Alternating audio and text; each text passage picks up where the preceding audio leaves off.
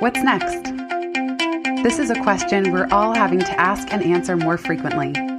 I'm Jenny Blake, your host of the Pivot Podcast and author of Pivot, The Only Move That Matters Is Your Next One. For show notes from this episode, visit pivotmethod.com/podcast. If change is the only constant, then let's get better at it. Here we go.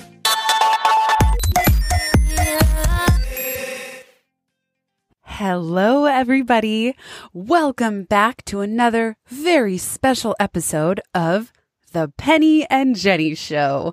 This is a really fun ongoing series that has kind of created itself, that every time Penney, Peirce, and I hang up from recording a podcast interview, we think, that was so fun and there's so much more to talk about. We should do it again. This time, however, the tables are turning and Penney is going to interview me. So before I turn the mic over, just do yourself a favor and look up Penney's name on Amazon, Penney, Peirce. Penney Peirce. She has so many amazing books that have truly changed my life and my way of being in the world. Her latest is Transparency, and other favorites include The Intuitive Way, Frequency, Leap of Perception, and even books on dreaming and 24-hour consciousness. We also have Pivot podcast episodes on all of the above. So I welcome you into the Penney and Jenny rabbit hole. And with that, Penney, welcome to hosting the show today. It is my great pleasure. Fun. Well, Jenny and I, we have really been connected for a couple of years now. First as kind of clients, and then we started talking more and more and just had so much in common. And then, gosh, you wrote the foreword for my book, Transparency, which just was fantastic. And I appreciate that so much. Thank you for letting me do that. It's like a dream I would have never dared to dream came true. So thank you. I'm so honored. And by the way, you're on the hook to write the foreword for my next book. Okay. I just haven't asked you yet. Love it. Well, when I know things about your career and all of that, but there are my kind of questions which go into the kind of bridge between the non-physical realm and the physical realm that I always want to know about people. Like, how did you get to be who you are and what kind of things, So that's what I want to start asking you about is sort of the kind of things that you might have been doing as a little kid that were, those things that carry over that you never stop doing. Like I was just thinking the other day how I used to spend hours like blinking my left eye and right eye to see my nose change positions when I was like so 4 or whatever. But then I thought, well, maybe that has something to do with why I got into perception, right. Studying perception. So are there things like that you had as a kid that have carried over? I would say, by the way, I love that we are diving into the kind of non-career realm intersection of physical and non-physical realms. And I just have to say, it's a little nerve-wracking because this is the stuff that I don't outwardly share or talk about. So I'm excited. It's always a good feeling. I've decided with the podcast, the more awkward I feel interviewing someone, or even the more awkward I am, it must have been the right guest or the right topic. So I'm glad that we're doing this. Yeah. Well, it all goes toward transparency, doesn't it? Yeah. And like the awkwardness is a sign of excitement and caring and dropping perfection, which you talk about in Transparency. Yeah. Yeah. And I just think it's so cool how really we are souls, right? Yes. We don't have a soul. So you were you when you were a little kid, and I think we come in a lot with our mission or our purpose, and we start into the things we're interested in very early on. And that's definitely true for me. I think my grandma had some kind of intuition because when I was born and my parents named me Jennifer Blake, when I was born, she said, "Wow, that sounds like an author's name." So that's interesting. And my whole life, all through schooling and especially high school, everyone always called me Jenny Blake. Like it was never separating my first or my last name. So even there was always something with my name about it being easy to say or something. And for me, I think themes as a kid, I was very sensitive. I was very introspective. I loved reading. I devoured books like it was my job. I was a little busybody. I was always running around. Partly it was like my childcare was running around from ballet to gymnastics to acrobatics to piano. So I was always like ever the little multitasker. And I was always creating things. I really, and teaching. I both was always creating little ventures. Like I remember when I was maybe 8, I would set up a video camera in my room and do a fake like news broadcast. And I would certainly teach my brother when he was born, my mom said that I said like something like, he just was mine. Like he became my baby. Like he was in my care now. And I was always teaching him. I wanted him to be ahead in school because if I'd learned something, well, maybe I could give him the advantage and I could teach him and he'd be ahead and he could like get things faster. And even that is something that I do now. It's like when I learn things, I want to that's a core teach motive. them. Yeah. Yeah. Oh, that's funny. And did you do art and stuff like that, or was it more the experiential kinds of things? My dad is a painter, and he has been since he was 5 years old. And so he would take me into his studio, and we would throw paint around a canvas. And I think in an ideal world, I would have taken up more of the visual arts. And I did some ceramics as a kid, but really the way I translated it was like I set up a library in my bedroom and I organized all my books on 2 shelves and I made a sheet protector ledger of all the options that people could rent and check out. Like that was my art. It was even then, it was not so much the visual arts. Although I always had fun with my dad doing that, but it was like organizing, categorizing, and serving. Somehow, always. Well, your library now looks that way. Yeah, It's got all the colored books together and all this stuff. Yeah, like wow. Books I have never left me, and I just never quite knew how to make a career out of them. But now that I am an author, one of my favorite byproducts of it is that I get to meet my heroes all the time, like you. So it's kind of like one of the secret reasons that I'm an author, in addition to wanting to help teach what I've learned the hard way and making it easier for people, is like I feel so lucky that I get to meet and even be friends with other authors like you. When you were little, did you feel that same recognition, I would say, about who were the experts or who you wanted to learn from or something like that, or who you respected? I guess I was always trying things. I started writing books when I was young. Writing a children's book and then a novel. And even when again, like part of my childcare was I would go to my mom's office. She worked in a landscape architecture firm. And maybe when I was 9, young, and they would just write a prompt on their Apple IIc computer. I just remember a blinking green cursor, like aliens have descended upon the earth. And to keep me busy, I would just sit and I would respond to the prompt. That was like how they just kept me occupied. Oh my gosh. Yeah. Wow. But that's amazing. Yeah. I don't feel like a writer today. I write to convey ideas, but just yesterday, for the first time in a very long time, I sat at my computer and I said, I'm going to do a free write. And it just doesn't spark as much joy for me as this, even you and I having a conversation. Well, it seems like when you were young, a lot of it really was experiential.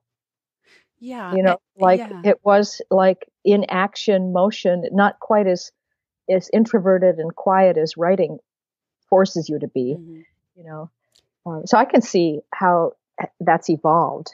You haven't lost it at all, but you've translated it into, more live, experiential things. Yeah. And I think more about communication. I also, when I was 10, I started a family newspaper and I produced it monthly. It was called the Monthly Dig Up, and it would have feature articles, a new technology that was coming out, birthdays, whatever the extended family needed to know. And I did this for 12 years and people subscribed and I had production in my living room and I was very stressed out trying to meet my deadlines. Like it's just these lessons started so early. So even that was about translating and conveying and communicating information. Yeah. It wasn't like I wrote just to please myself in a sense. Do you feel like you had a philosophy that you brought in with you into this life that you can kind of now see is actually your own thing that you didn't get from other people? Wow, that's a great question. I'm sure it ties in with the activities you did, but at a certain point it does formulate in your mind and you develop a kind of worldview, but it comes out of your own core. If anything, I think what happened for me when I was younger was because I was very sensitive.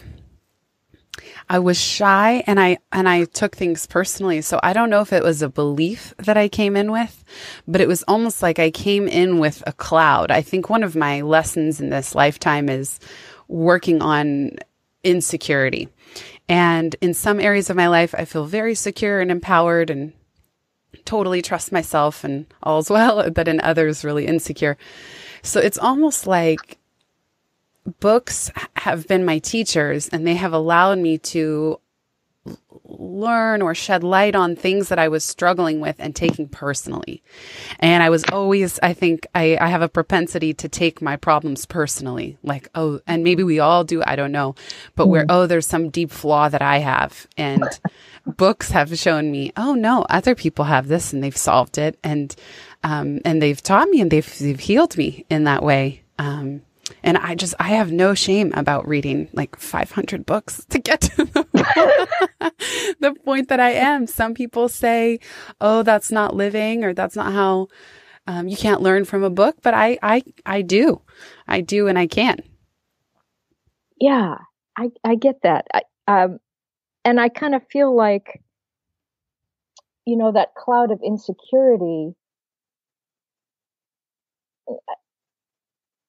almost like that's why you had to do the experiential things, was to feel yourself, in motion. Do you know what I mean? It's not bring it into your left brain and write about it, but actually let it flow through you without, defining it too much in the early seasons. And so it feels like, you're really developing this sense of fairness, that helping everybody like you did with your brother, like if I help him do this, it'll be easier for him. Mm-hmm. And some of those motives are very probably close to your philosophy, like that. Yeah, I definitely have a philosophy of like learning it for myself is half of the experience, and then teaching and translating it completes. That's the other half. That it's one thing to learn and integrate, and that's necessary. And then my satisfaction is only complete once I've somehow taught and translated it. Yeah, that has something to do. It's like, for me too, same thing. It's like, but it's about sharing. Yes. And not so much being smarter or anything than anybody else, but sharing and having a kind of a communion experience with people. Yeah. And that's, it's just, I think a lot of our main motive is so that we can connect intimately with people, honestly, to know others as ourselves. I think so. And I think another motive, just like you said, for me, just feeling helpful, feeling like my unique interests can contribute somehow to other people. And that's why we connect, Penney, because we were talking before we hit record. I said, I'm reading everything about past lives right now, all the Brian Weiss books. The first one is Many Lives, Many Masters, for anyone listening who wants to go down this path. But you said, and I said, oh, you should write about it. And you said you'd been thinking, but you'd want to make it practical. Right. And I just love that you said that. And some people would think, come on, how can you make past lives practical? Yeah. But you've written about all kinds of things, transparency, frequency, dreams, and made them eminently practical for people to bring these sometimes very abstract or even intimidating ideas and make them accessible. Yeah. And I think the what you're doing and exploring all this is like just the same as I have done, is that I wanted to look at a lot of the non-physical phenomena, and see how it felt, see if it was real, see if I could relate to it, and then, how it fits into the life today. How do these things make us more of who we are? And, have you had any feeling about having had past lives, or are you exploring that at all? Well, I just did. Let me say, I rejected this book for many years. People would hear what I was reading and say, "Oh, well, have you read Many Lives, Many Masters?" And I'd say, "No, I don't know about all that." And I just kind of left it there. Like I wasn't even open to like exploring this. And I can rewind farther to say, as early as fourth grade, I stopped saying under God in the Pledge of Allegiance because I didn't know what I believed. And I didn't want anyone to tell me what to believe. And I'm sure that connects into a past life somehow. But and I've since come back to my beliefs on spirituality. And I guess to connect first to what you were saying, for me, I realized my 3D world, my not relying on anything spiritual. This is separate from even the idea of religion, but like it wasn't complete for me. My life was very hard. I was worried all the time. I was anxious. I was insecure. I wasn't trusting of myself or life. I was pushing the river. I was stressed. I was burnt out. And so starting 2012 is when I started meditating, and that led me into your work and Tosha Silver's on outrageous openness and surrender. And so now here we are 5 years later, and I can see how enriched my whole life and way of being is by being open to things bigger than myself. And so, yes, to answer your question on past lives, I just did my first guided meditation on it today. I've read 3 of his books in the last week, and I did a guided meditation today. And even Brian Weiss will say in the books, some people will say, "Oh, this is just your imagination or it's fantasy." Either way, whether it was really your past life or not, they're tremendously healing and interesting and helpful to see what comes up. Well, let me just interject there that I think imagination is the real world, and that what you get, whatever you got in that meditation, is data that you don't know whether it was literal or not, but you got it. Yes, or it's like something in you presented you with that particular thing, which then becomes something you needed to know, that you're showing yourself. So, why do you, I always look at this, like, why do I notice what I notice? What am I trying to develop in myself or grow in myself? So what did you get? Well, and that's why I love your book, Dreams, and the subtitle is A Guide to 24-Hour Consciousness. I'm so glad you reminded us of this, that whether it's a dream, an imagination, our waking life, or past life ideas, it's all data. I love that you just said that. So yeah, what came up for me, he gave options for different time periods, and he said, imagine you're watching a movie of yourselves at these different times. Choose the one that has the most resonance for you. So the one I chose was 25 AD. And I was a man in a kind of open, ventilated, I was like a room, but with stones. I'm picturing like one of the alchemists in the show Game of Thrones. Like there's stone around. He's working. It's his little shop.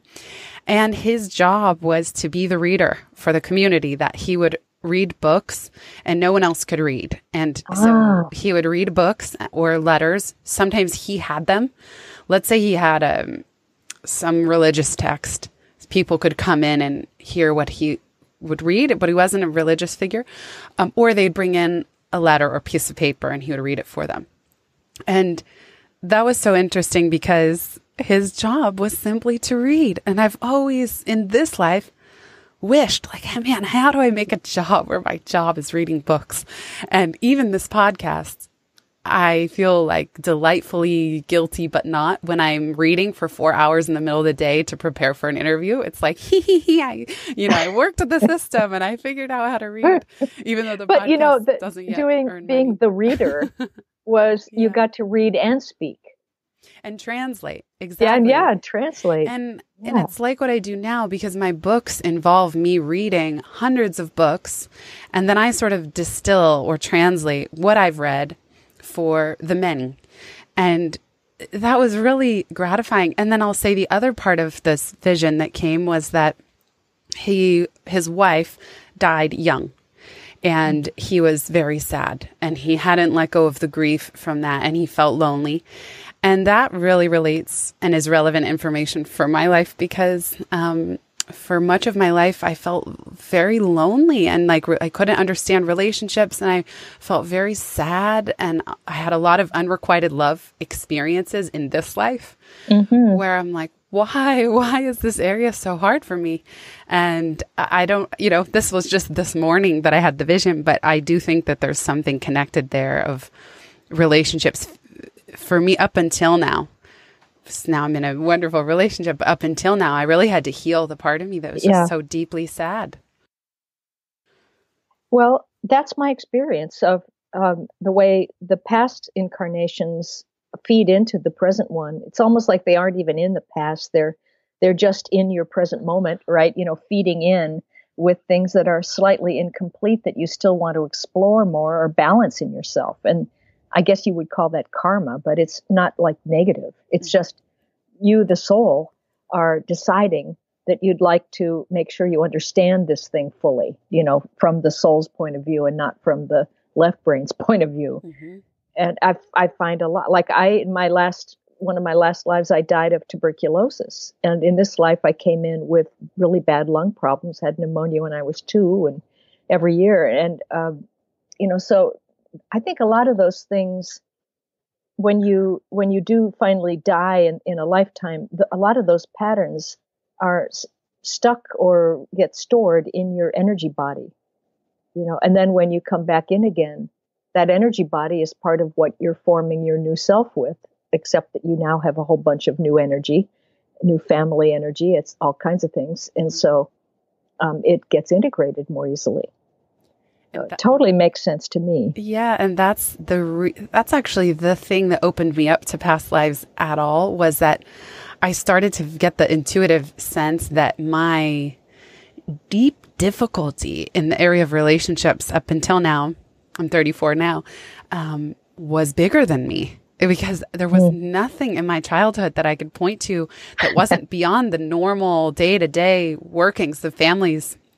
My parents did get divorced when I was 5, but when I would look at these instances, it was nothing so deep as the healing and the learning that I've had to go through. Like, I also think I was a nun in a past life. So I think in this one, I had the feeling for a long time that I'm starting from scratch, that somehow other people have an easier time or have things figured out that I don't. And, but not in my career. My career. One thing that came to me in the last few days kind of relates to what you're saying, is that our soul, for some, I don't know if I'm pulling this out of the collective consciousness or it's my own thinking, but we have lesson and expression. So that these two things, so there's probably a primary soul lesson or two, and that can relate to karma or not, and a primary expression. So in the example of the man that I was in 25 AD, his expression was to read books and translate them and speak them. And his lesson was around relationships and healing that part. And I think that mirrors very well what my journey has been. And just having this picture is fascinating to me. Like, again, whether that was my life or not, but I actually am now really believing it more. It sheds light on the picture of what I've got on my plate now. And so it is helpful. Yeah. And I think too, that even the expression, like for instance, being the reader, is also the lesson, because in previous times you may well have been persecuted for speaking out or for not being able to communicate or make that connection with other people, and so then the fortunate benefit of the next incarnation is that you get to have kind of protection around yourself for expressing. Well, and that I can relate into that as well, which is I have an insecurity. And when I wrote the first draft of Pivot, my editor said, this reads like a book report. You're just sharing everyone else's ideas. Where are you? You're an expert too. And even that kind of relates as a lesson, which is that maybe a lesson in this lifetime is to speak up, express my ideas, own my unique ideas, and not feel that I'm only valid if I'm translating other people's expertise. Yeah. Mm-hmm. Well, that kind of makes me want to ask you more about sort of how you do work with the non-physical realms, because, you're really super busy, and in order to be successful in this 3D world, you really do have to be centered, and you have to maintain your connection, I think, to the non-physical world where your soul self, your identity as soul is just sitting there, waiting for you to open up the portal so that you can come through. And it's so easy to be distracted, right? By all the things, the to-do lists and everything. So how do you do it right now in your life, to maintain your alignment? Well, one thing you really taught me through your books and our friendship is, I think it's in frequency. There's this triangle, be, do, and what's the last one? Have. Yeah, be, do, have. But there's one be. That's like almost releasing. So I find when I'm in the be phase and I'm very open and very spiritual and I can meditate for hours, I'm receiving so much. And at those times, I'm not as like grounded, or I'm not as busy, or I've cleared my schedule, or I'm traveling somewhere else. And then sometimes I'll shift into doing mode where my work is, I can tell it's like boots on the ground. Like I'm more restless in meditation. I'm more functional and practical. And the job is just, okay, you got all these downloads. Now go put them into practice. But while you're doing that, can you be while you're doing?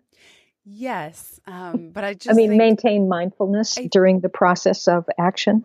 Definitely. But it's helped me to not be hard on myself when either one is taking precedence somehow. Like sometimes when I'm in the super downloady spiritual place, I get hard on myself. Oh, you're not getting anything done. And then if I'm in the really practical place, I'm like, man, did I lose my connection to spirit, to my guides? Like you asked. So no matter what, the day has to start for me with reading, usually spiritual texts that, like Many Lives, like your work, Penney. So they don't have to, it could be anything that I feel has a high vibration that really talks to my spirit, to my soul, of like how I want to be. So it's almost like instead of me reading one Bible, I have books that fit on a very spiritual frequency for me that I pull down in the mornings. And then meditation is crucial. And that keeps me grounded kind of no matter which state I'm in. And it's a given. I'm on like a 750-day streak. Maybe I missed once or twice in there, but that's critical. And then and then after I meditate, I actually started a practice that I'm excited to share more about. And I was inspired partly by your direct writing at the end of the chapters of your books, but a practice I call soul letters to self. And so after I meditate, I journal or write a letter to myself from the perspective of my soul. And that's been really, really interesting and helps me channel my highest wisdom, or the wisdom of all the masters that I've been reading. And then sometimes I'm accessing intuition. Like right now, I'm not talking to guides or a counsel. A few years ago, and when I was in the middle of your books, I would just picture them around me or at a table, and they would just all talk to me. I had a total counsel.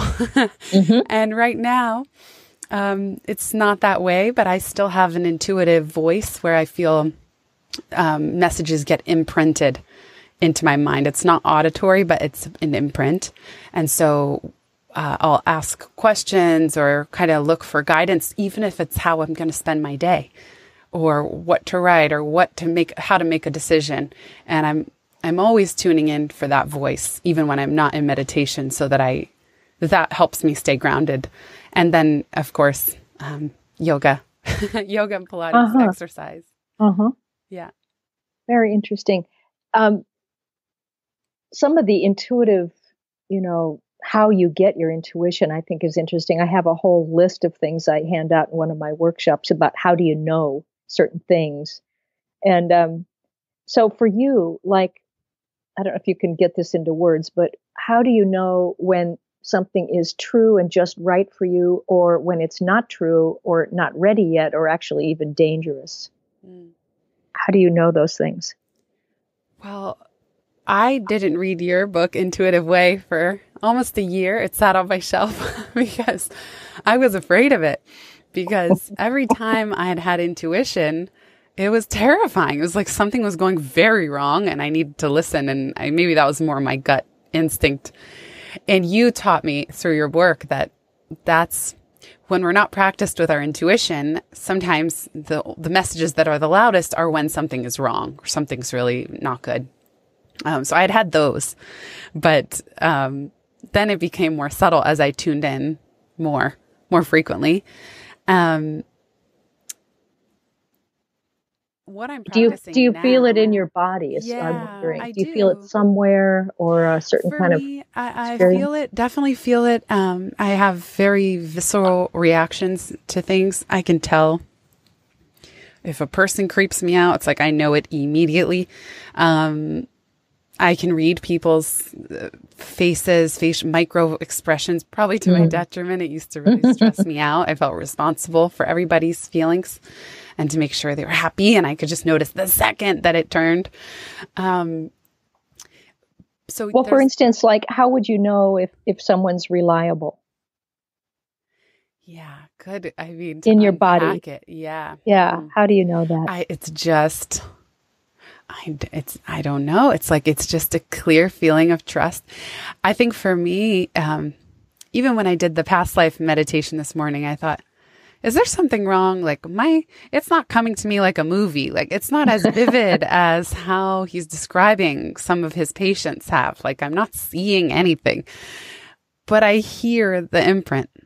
So in the case you're describing, if someone's reliable or not, I just feel like, I don't know. I guess I just feel an imprint. It's hard to explain. This is why I know that is. And it's real interesting, like you said, to try to unpack some of these because there are very subtle kind of inner postures or like what does trust actually feel like in the body? Right. When you have like a deep relaxation or energy starts to flow in a particular way, or when you feel something is just right instead of being right or wrong. These are real fine level distinctions. Like here's another one, like when do you know that it's time to take action, or when do you know when to wait? Well, when you were talking about trust, it reminded me, it's almost like taste. The second you put a food in your mouth, you have a reaction, like it tastes good or it doesn't, even if you can't describe how your taste buds work on a scientific level. So I do feel that I get, but sometimes, and I just did this today of should I attend this conference in July? Sometimes I will stand up, close my eyes, and do the exercise where I say, is it the highest good for me to attend this conference? And if I lean back, it's a no. And if my body naturally leans forward, it's a yes. Yeah. So sometimes I'm using a tool that, like overt, I guess, just to say, what is it really? And I just feel my body either recoil and lean back. And sometimes it's not obvious, like, the thing I'm trying to practice now is I have a lot of shoulds. I'm really trying to discern these very subtle shoulds. I call them sexy shoulds, where it's a dinner that a friend is hosting. Why is there this little iota of resistance? What is it, and so often, even in recent years, I would like bulldoze that little tiny feeling and say, well, duh, a friend's hosting it. You got to go. Yeah. And I'm trying not to do that now, but it's so subtle and those shoulds are so sexy. And yet you're giving yourself some of that intuitive data. Yeah. Something that like you can like feel into and merge into and then suddenly understand something. Sometimes it's that you can't make a decision because you don't have all the information yet. It's not about it's right or wrong. It's just that the timing's off or something. And you start to learn those subtle sensations that you can identify, about why.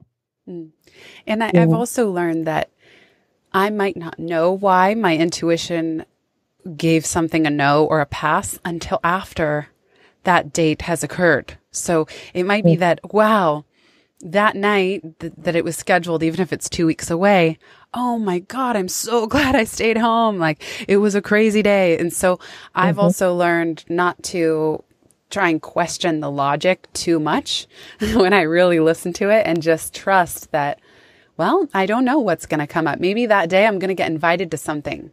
And that could, so things like that. That my calendar is clear. Yeah.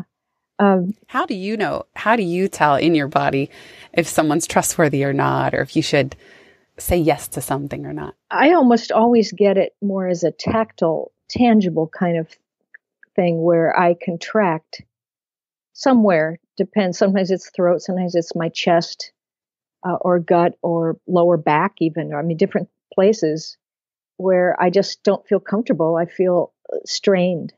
And if it's really reliable, there's just a sense of almost like joy, like a feeling of release and childlike, like when I remember as a child, I would just say, oh, want to come over for lunch? Kind of thing, like no figuring it out, just right there. Let's do the next thing. And that comes in, but a lot of it is, I don't hear like you do. I get a very, body oriented expansions and contractions, but I do feel like what you said, imprint.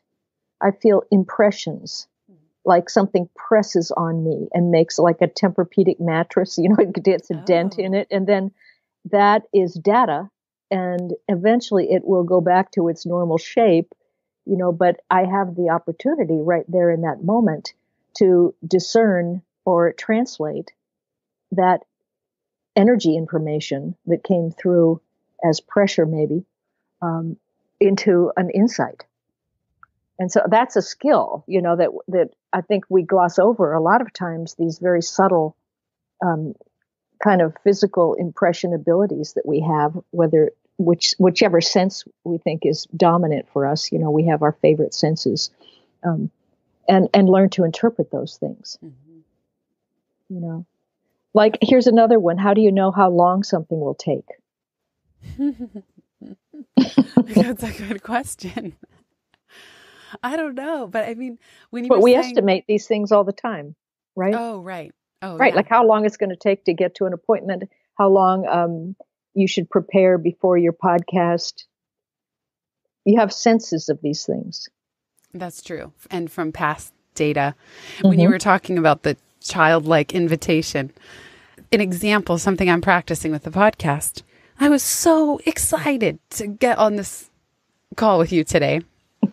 And I think to myself, why shouldn't I be that excited about every podcast guest? Like, why would I interview someone if I'm not so excited? And in the past, of course, I've been doing this now, slow start, but almost 4 years. And sometimes there were people where I was like, great, can't wait. Oh my goodness. And then other times it was like, this would be good. But I'm trying to pay attention because whether anyone listening has a podcast or not, I do think it relates to the projects that you choose, the lunches, the coffees you schedule. Like, I guess it's giving permission to not feel obligated if it's not, and this is the Derek Sivers, if it's not a hell yes, but if it's not that childlike enthusiasm, just like, can't wait. Why do it otherwise? Right. But I think in the past I would have said, oh, well, because it's, you know, it's a good thing. It's a good idea. Or this is a good person, like not a good person of who they are, just the topic for the show. Yeah. So I guess that I have been curious about how you choose who you want to talk to on your show. Is it sometimes, you know, just kind of a logical thing, or other times serendipity, or is it changing? But it is changing. What a great question, because the show is called Pivot. And originally, oh man, I really regret having, in the beginning, in the description, it said like, I interview experts and peak performers. And then I got so sick of seeing the word peak performers all over the podcastosphere and the internet. And I just thought, what is that? Like, peak performer, it just sounds so annoying to me now. Like, what even is that? And what does that mean? And why are we like glorifying peak performance so much? And I just really like passed that phase of needing it to be only an expert or a peak performer. Then I realized, wow, I really love authors. So then there was a phase where it wasn't so much searching for like anybody who had a pivot story, but it was more authors and people who had curated often counterintuitive advice or things that I felt were missing from the conversation about career and business and change. So maybe Kelly McGonigal, The Upside of Stress, The Paradox of Choice. You know, I love exploring paradox, upsides of things we think are bad, how to reframe our opinions. And then now, my two requirements are that the person be soulful. When I look at their work and their business, I want to feel their soul. Like, I want to feel resonant on that level, and I want to be so excited to talk to them. And lately, and I think it does follow a trend of what I'm interested in, but lately I've even been exploring faith or spirituality in the role of career and business. Because I guess I'm interested in taking the conversation beyond practical nuts and bolts and into some of the things that I think are more complicated to talk about.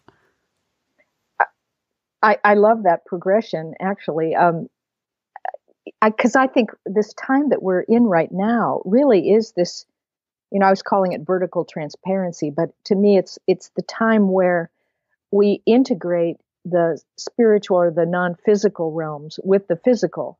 In other words, we realize they've always been integrated, but we've had our consciousness in our left brain that was separating us out from everything. And now we're realizing that we're connected. And then, so that sense of how the non-physical realm affects the physical is, to me, a really fascinating kind of leading edge thing right now, where people have thought that the non-physical realm was just silly or imaginative, or they discounted it, you know. But now it's like, it's really the key thing, right? You know, you create that inner blueprint the way you want it, keep your attention on it, and it starts materializing almost immediately these days. And those things are so, I don't know, it's so fascinating, partly because they're so quick and easy and effortless and frictionless and fun. Yeah. And like, I also feel I crave listening to meaningful conversation and music. So my two favorite artists, well, I love Eddie Vedder, but Nako and Medicine for the People, and Trevor Hall, who's have already been on the show.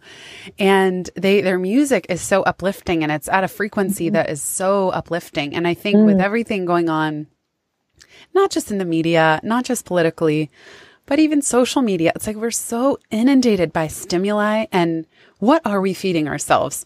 And so like I crave podcasts like Oprah's Super Soul Sunday. I know I can rely on it to have people speaking calmly about things that are really important to them, lessons learned on a spiritual level, things that are going to really enhance the quality of my being and of my day.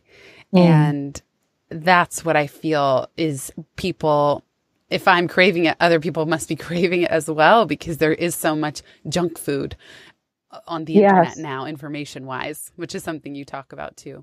Right. Well, that's, you know, a part of this is, you know, that discrimination of what's authentic, and part of it to me says too that you're aware of how you're evolving or eclipsing beyond the previous reality ball, like it just kind of, the sphere keeps expanding and including more. And then your whole philosophy and your consciousness changes to match that. And then that grows, and you got to let that happen. Right. I wonder how this fits in with your intuitive vision, if you have a sense of this yet, about how the world in a way will evolve over the next, let's say, 5 years or so. Do you have a sense of where things are going?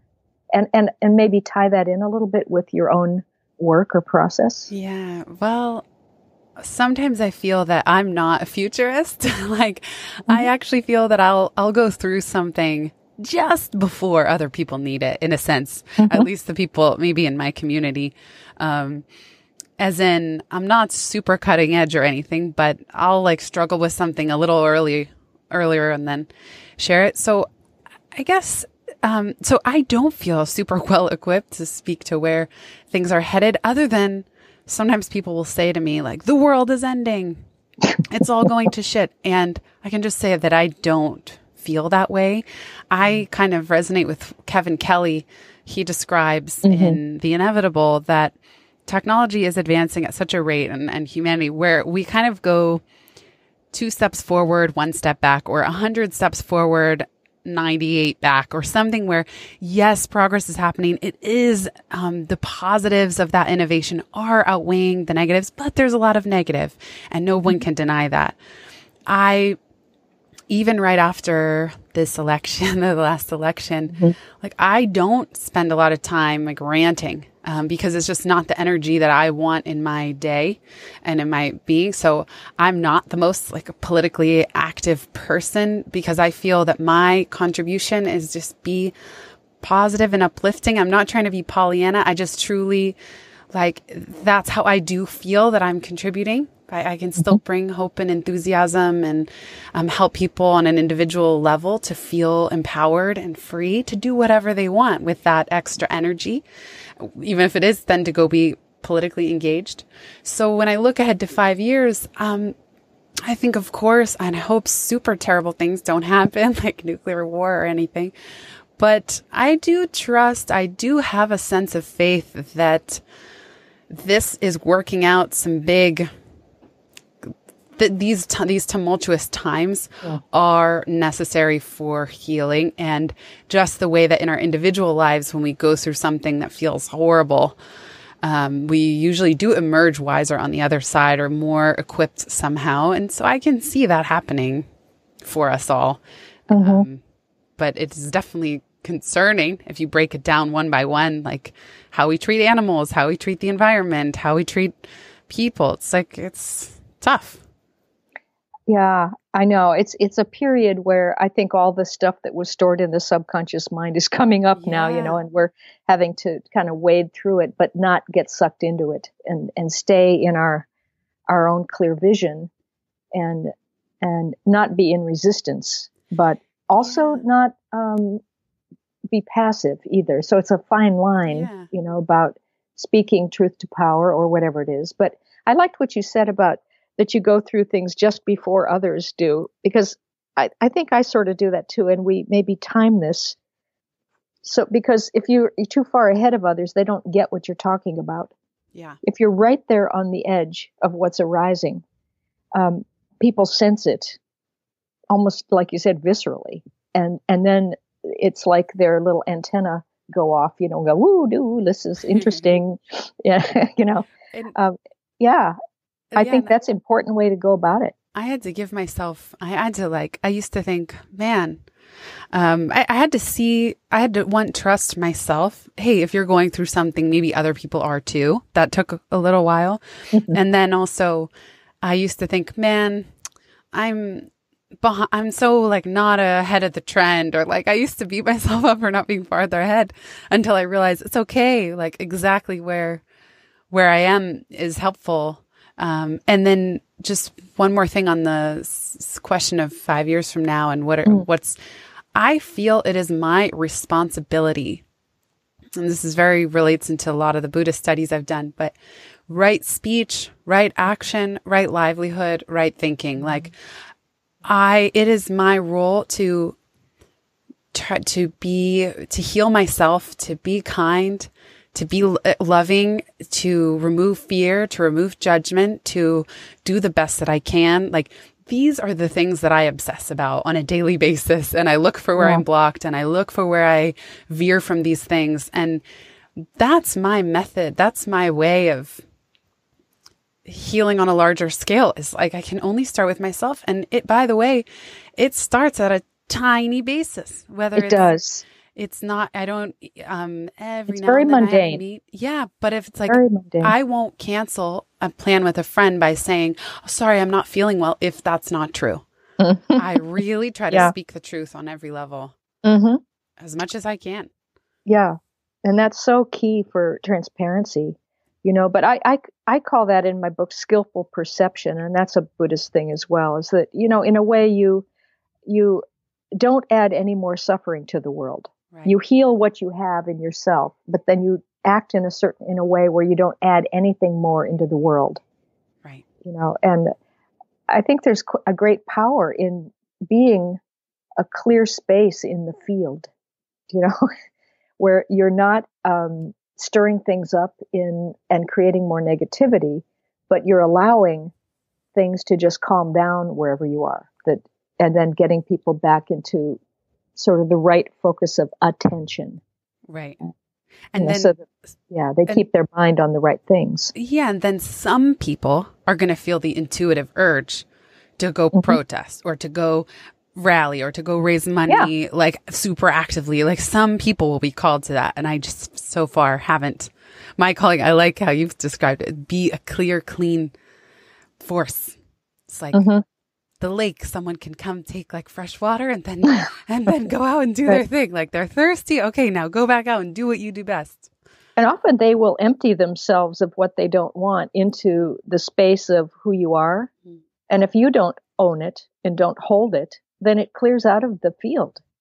That as after you clear yourself, you get into this place where other people will do that.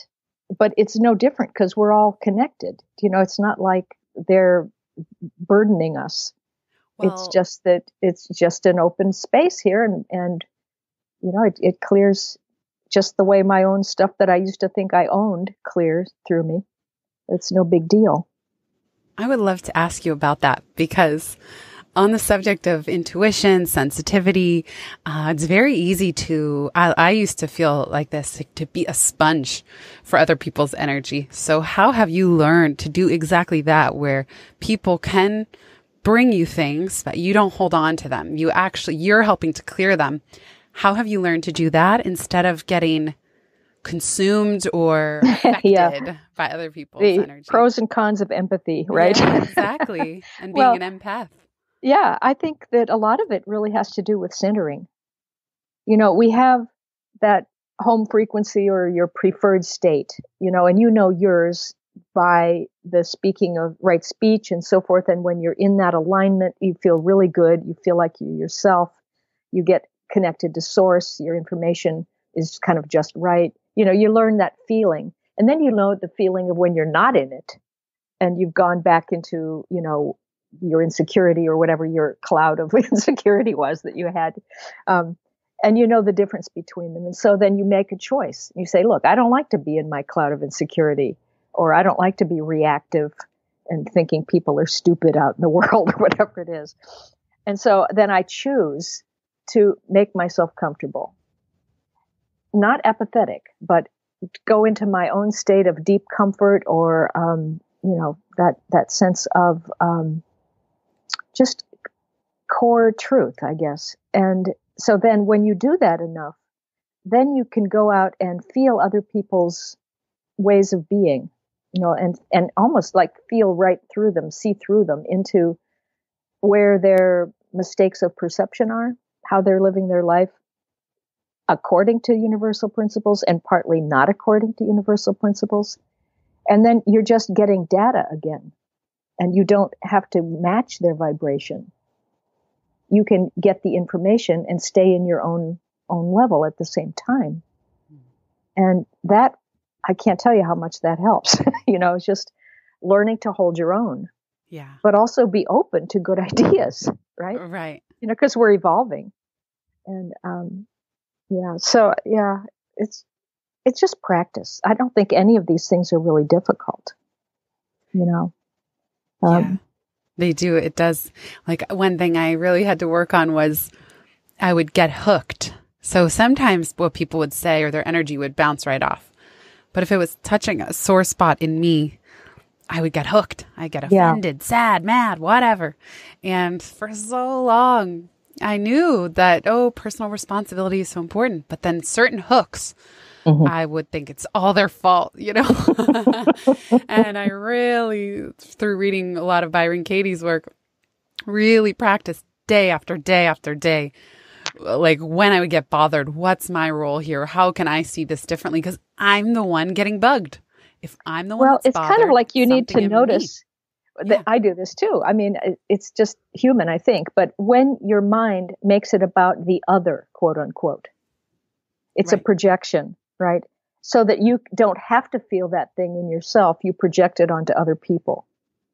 But the gift is that the other person and they as a soul are coming to help you as a soul understand that you've got a little block there where you can't feel the love.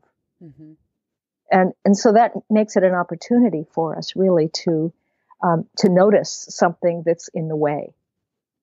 And it's not about being wrong. It's just, I had that old thing that's in the way. I don't really like it anymore. I think I'll, give it to Goodwill or something. I don't need this. Right. But, or look where I lost my power because I let someone else's actions. Like, one time I was in New York, I was walking down the street with a guy I was dating at the time.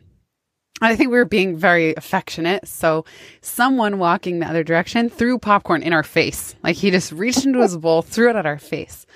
And we kept walking. And the guy that I was with was like, what the hell? Oh my God. And he started to get like rage started boiling up in him. And like, I totally understand that impulse. But in this case, it was just popcorn. The guy kept walking. So I'm like, listen, we can either let this idiot let it bring us down to his level, but why would we go down to the level of some random dude on the street? Like, what's the point of that? So for me, it was easier to just see how, like, okay, that happened, but why would I then double the suffering by then reducing myself to just some Joe Schmo popcorn thrower on the street and match that frequency and then be like angry and so pissed off and like livid for the next, hour. Yeah. Exactly. I love that. I mean, because it really is doubling the suffering. Because whatever, I mean, in a way, it can be a joke too, but it's also that person had a really weird motive of, trying to feel superior or something. Yeah. Totally. Yeah. Well, I wanted to ask you, maybe, I don't know how much time we have left, but as you tune into people and you're working with audiences, you're working one-on-one and all kinds of ways. But what do you think are the most important things that people are needing to learn or become adept at right now? Like, what kind of skills or kinds of consciousness? Oh, I love your questions, Penny. They're so great. When you were asking that question, I pictured in my mind, there were 6 times after Pivot launched where I spoke to a room of 1,000 people. And I had never spoken to that many at one time. And it's really powerful to have 2,000 eyeballs staring up at me on stage. Really humbling. And, we were just talking about overwhelm. And I just felt the attention and hope and love. I really have so much love for a room. When I go into a room, there's something about the way that people are looking and listening and paying attention because it's speaking to what they really want and giving people permission to pause and zoom out on their career, which I think relates to their life, and understand what is it that I'm excited about? What do I enjoy? How can I grow? How can I make a bigger impact? And so I think those are the questions that people are asking right now. And that's certainly what I try to help facilitate. I'm not a typical keynote speaker because if I have an hour-long slot, I take almost 30 minutes of that as interactive, where the audience, everyone's just doing exercises on their own. Oh, I like that. And because I think my best value isn't to just talk at a group for 60 minutes. It's to introduce some principles, the pivot mindset, then the method.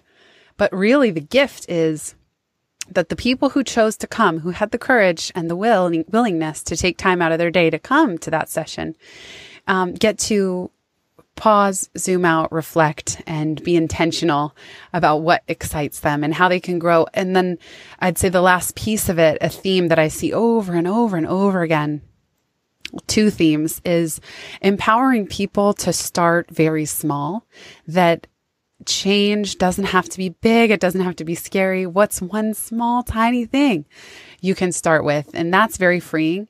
And then the other piece that was very freeing for me is taking the pressure off.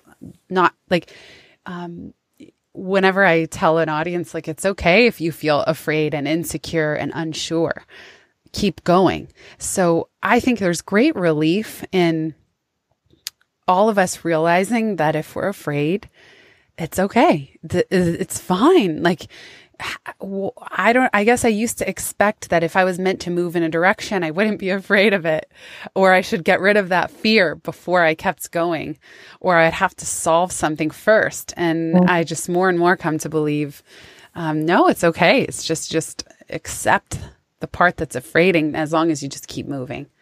So well, doesn't that relate a bit to the whole idea of starting small? Because I think, if you project projection, if you project too far ahead and you think of what the whole big thing's supposed to look like, and you can't get there from here, it's like there's too much of a gap to try to cross. So it's all about staying in the present moment, which is small. It's like in the physical realm, it's small. But to me, it's like you get a vision first, right? What excites you. That's what I hear you saying. Is like, okay, let's look at your vision. Let's go up in the imaginal realm. Let's feel the imaginal realm. And then let's come on back down to the physical realm and see what's like a thing you could do that comes out of the vision that's of the same vibration as the vision, but right in the present moment that your body can enjoy doing, and you feel fluid. And then maybe you go back out and check the vision again, and then maybe come back down and, okay, what's the next thing I could do? And you don't try to push or make it go too fast. And I mean, I'm hearing you really talking about how to materialize your destiny, basically, how to access it and then how to help it come through.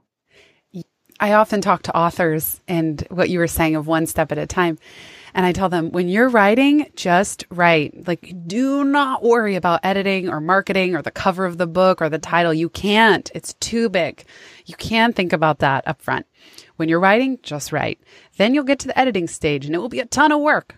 But when you're editing, don't worry about marketing. Like, don't get overwhelmed to the point that you stop the stage that you're in, even if you're planning some long-term stuff. But then the calls I've had recently with authors, sometimes they'll reach out or we'll have a call, friend or otherwise. And the biggest piece of advice I tell them, like, listen to me, your book is launching in 2 weeks.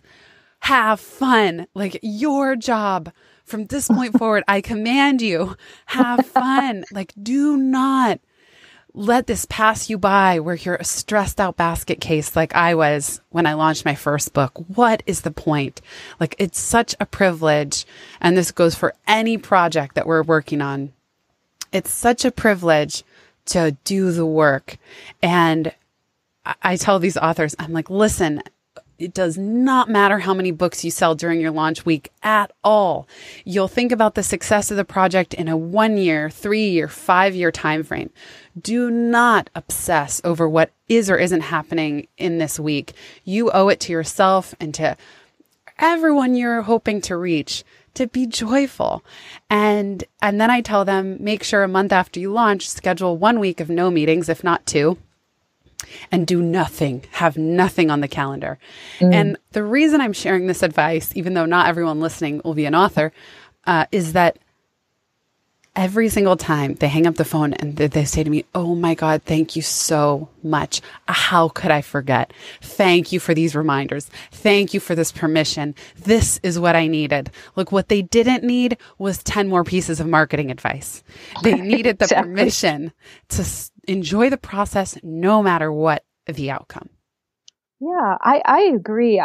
What I'm hearing you talking about too is this, what I think is real important now is this blending or of the left and right brain, to not identify yourself with the left brain totally, but to use it as the implementer of your visions, and so there's, we have to learn to access intuition and into the, the be, do, have process is great, but then you have to return to being again to start another one. And that jump between the end result of something and the new beginning of something, people see it as invisible, but it's really full. It's the liminal space, and so that taking time off, that's really important. It's like, let yourself enjoy the and have satisfaction in what just happened. I mean, look at now your ideas in physical form. How cool, Yeah. and then relax a bit and let it settle in and let yourself feel it all the way. You're really talking about the entire conscious creation process, really. Well, I learned from the best, Penny Peirce. But I like the way you're translating it. I like the way you're translating it. And well, you're just coming out of a book launch. What was the biggest lesson you've learned now on the other side of releasing your big project to the world? I would say that, it's disappointing how little publishers do for authors anymore. They all, some of them said to me, well, readers really just want to know authors personally now. So we can't do that. So you'll have to do all the promotional work yourself. And I was like, oh, anyway, I took your advice actually and decided to do a podcast tour, an interview tour. And I just booked tons and tons and tons and tons of interviews and had decided to have a good time doing it. And I did. And I have no idea how it's working at this point, but I'm still doing it. And it's been different. It's almost like I don't care if it sells, but I have a feeling it will, books get their own life. Yes. They go out and do things that you wouldn't suspect. They make friends for you. They, it's so true. Go into other countries and so true. I've seen that now because I've got 10 books, and they all do something. And so, I mean, there'll be other ways of, you have to reconsider what marketing is, don't you? I mean, it's really not about willpower. It's about kind of just letting people know that you're there and sending the clear vibration of what you're doing out and saying, if you're interested in this, and you'll find it, but I'll try to make it easier for you to find me. And then, but people find you anyway, that I remember I used to think I would take out an ad and put it in those directories and pay for it. I never got at one person from the ads, but I would get people coming in from other connections and word of mouth. And, it was almost like I did a ritual or ceremony to say that I was available. And then, the field gave it to me. Mm-hmm. So I love what you said of like redefining marketing. And I have friends who've been very successful with Facebook marketing, and it's been on my list for many years. But I don't use Facebook. So every time I go to set up Facebook ads, I feel blocked. I just don't want to even touch it with a 10-foot pole. Mm-hmm. Then I realized, it's not within integrity for me. Why would I advertise? Why would I shove my ads in people's faces if I'm not even posting personal status updates? Yeah. It doesn't make sense. And I'm kind of I would call myself a very, very stubborn marketer because I don't care what people say. I just feel like if my work is good enough, if it's genuinely helpful, when one person is done reading the book, they will recommend it to a friend. And if that person enjoys it, they'll recommend it to a friend. So maybe it's going to grow super slowly, but I don't feel that I should. I'm with you, of course. And I love being on podcasts too. And of course, I want to spread the word, and I'll take any resonant opportunity to do that. But beyond that, I feel like I can't force something to sell. And moreover, I don't even want to try because I feel I really believe in growth, viral marketing and viral growth and just word of mouth and guerrilla and all these terms like grassroots. Well, don't you think it's kind of about frequency, really? It's like, I find that the higher frequency I become, or the clearer I become, the more almost frustrated or irritated I am at low frequency behaviors, or like I can't make myself sit in a room with a lecture that I don't, that I already know about or something, and so I think there are old forms that work with the old kind of perception that are based on linear perception, separation, meaning you have to use willpower and cleverness to get it to happen, and work in your left brain and all of that. And I'm like, just sick of that. Like, I'm not at all interested. And it's just what you were saying. There are ways that you can work with the non-physical realms and, like put almost like telepathic information out. Because there's, in the inner worlds of non-physical, there's no time or space. It's all immediately interconnected.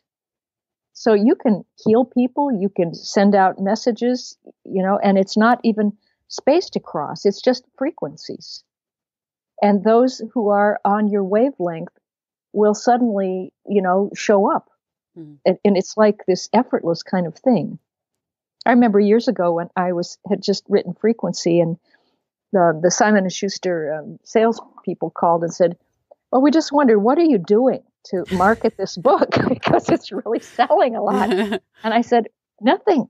I was doing some radio interviews, but, it just, I just let it be, in transparency, I talk about let yourself be exposed, like for what you are.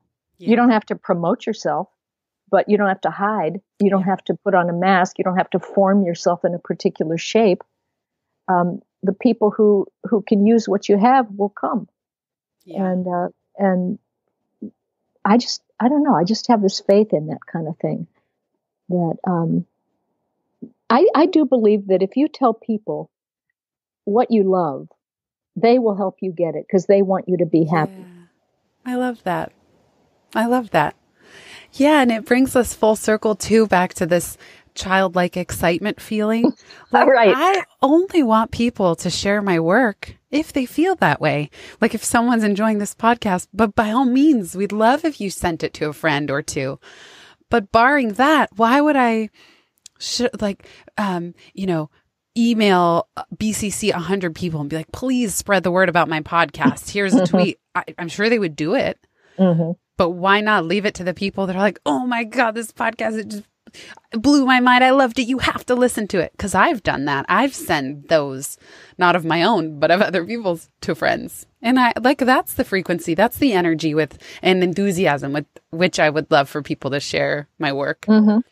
Well, I think for you, I bet a lot of people come to your talks and lectures, not to get the information, but just for your energy. Just to be with you. Thank you, Penney. I spoke at Chanel, and it was one of the, if not the nicest intros someone's ever given, where she just said, because I've spoken there a few times, and she said, although we love Jenny's work and her ideas, it's her smile that's truly memorable. And it was like the sweetest, like nobody ever introduced me to give a keynote speech by talking about my smile and my energy. And I just talk about transparent. I felt so seen and appreciated for just being an enthusiastic presence for them and beyond even what's written in Pivot. And it was really sweet. It was really sweet. Yeah. So thank you for saying that. Well, I think it's quite true that, again, the left brain thinks it's all about this thing we're providing, the book, the message, the whatever. But a lot of it is just the basic experience of the energy that you're, not even channeling. What's the right word for that? Just experiencing that, that you're living in and bringing into the world. And I think that is, I have made a choice, I guess consciously or not, I don't know. But like, I am who I am, and not everyone's going to like the enthusiasm, or they're going to think I'm too like cheerleadery or Pollyanna or something. I don't know. But whether it's a podcast guest or whatever company I'm speaking at, I really don't change my energy too much to be like, well, what would they want me to be at Chanel versus how do they want me to be at Google versus what about this guest I'm interviewing? Should I tone it down and be cooler because he's got a cooler vibe? I can't really do that. No, no. I think there's something, maybe you can, I mean, I guess you did just write this book, Transparency, but I still think in all this talk about be yourself and on like our soul's calling is just to be more of who we are. And it's a journey. I mean, I guess it really is a lifelong journey because although I can do that in some areas, there are others where I don't even see how I'm like blinded by societal expectations. Like I just chopped off my hair. Anyone listening, whatever you see in the podcast photo, it's gone. It's like I cut 8 or 10 inches.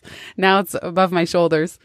And that's like letting go of your free. past, It's like letting go. All that hair was there when you were doing other things, right? In your past thing. So now all that's gone. I feel so energetically freer, lighter, more playful. But the reason I didn't cut it for years and years and years and years and years is that long hair is sexier or more glamorous or more of a statement. Like I had all of these ideas about having long hair that were part of what I felt was necessary. And it really is freeing to have it gone. It's the second time in my life it's been this short and I'm into it. It's working. But it is weird. I look in the mirror and I'm like, oh, I don't have that in instant, like what I used to think was like a femininity marker of just like long flowing hair. But so anyway, that was just an example of where I wasn't really letting myself explore. Because I just felt I had a should. So I think maybe that's for a future conversation is we could really explore this of how can you even tell when you're not being your transparent self? Well, that's true, and it is an evolution. And it is, even going back to past lives, you think how many past lives we all have? Those are all expressions of the true self. How many past lives do you think we have? Like what range of a number? 100, 1,000, thousands. Really? Yeah. Wow. Yeah, I think. Wow. I mean, I don't know, not everybody, but I think a lot. Yeah. And, from the soul's point of view, they are simultaneous, because there's no time or space, no real separation. It's an interesting, it's like a hand with all the fingers coming down at once into the physical world and all these lives in different times and space quadrants happening, which is like amazing. It is. You have to write this book, Penney. Well, we'll have to have another talk about so many things about, like I think people are clearing themselves tremendously right now. And like you said, accessing their real purpose and moving into new levels of their work and expanding themselves tremendously. And, and just some of these concepts about just like that, like how many past lives are all feeding into this one moment now, that we're weaving our present life out of all these other times and places, and it's not linear.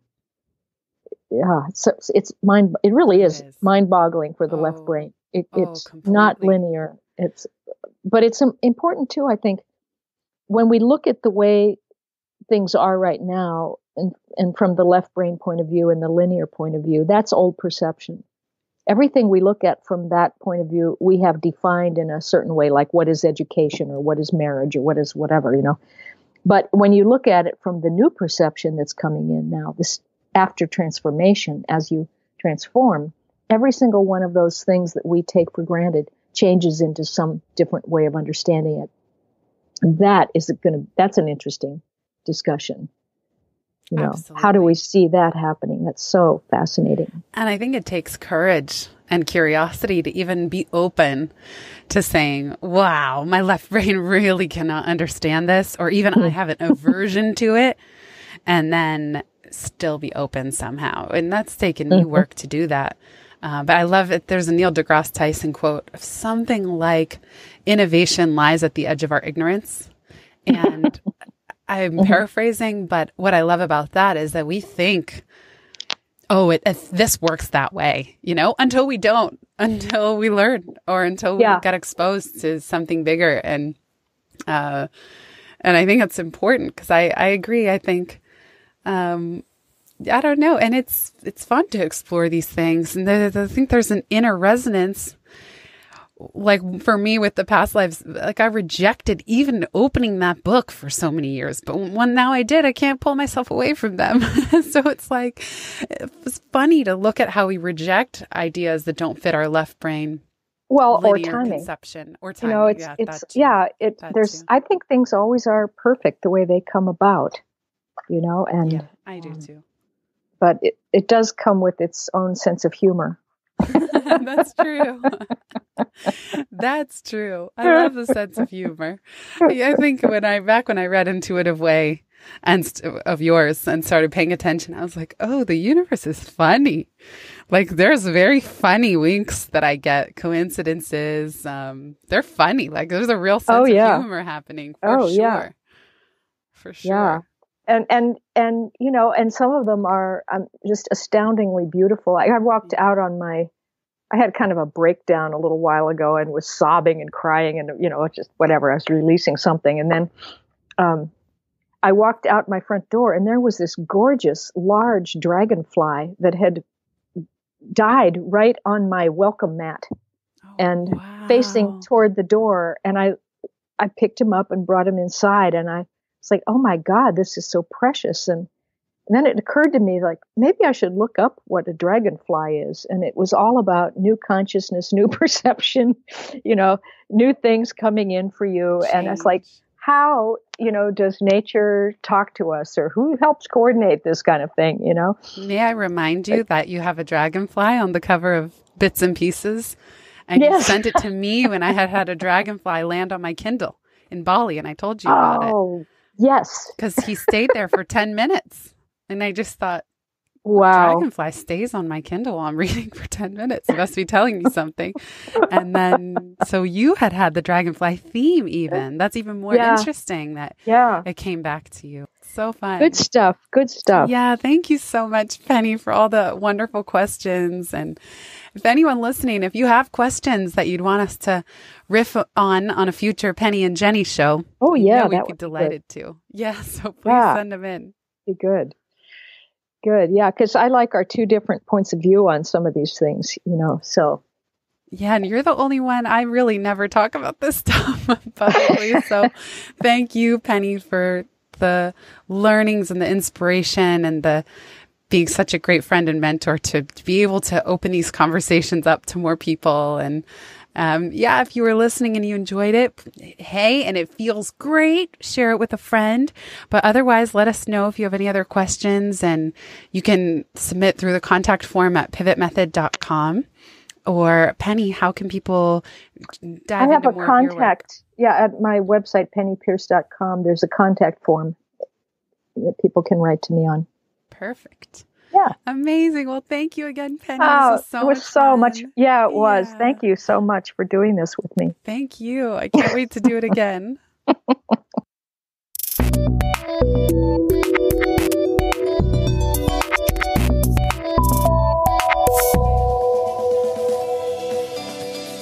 Thanks so much for listening to this episode of the Pivot Podcast. Make sure you don't miss an episode or my insider tips and templates by signing up for Pivot List, a curated twice monthly newsletter where I share the inside scoop on what I'm reading, watching, listening to, and the latest tools I'm geeking out on. Sign up at pivotmethod.com/pivotlist. Get show notes from this episode at pivotmethod.com/podcast and connect with me on Twitter at Jenny_Blake. Remember, build first, then your courage will follow. Hasn't it always?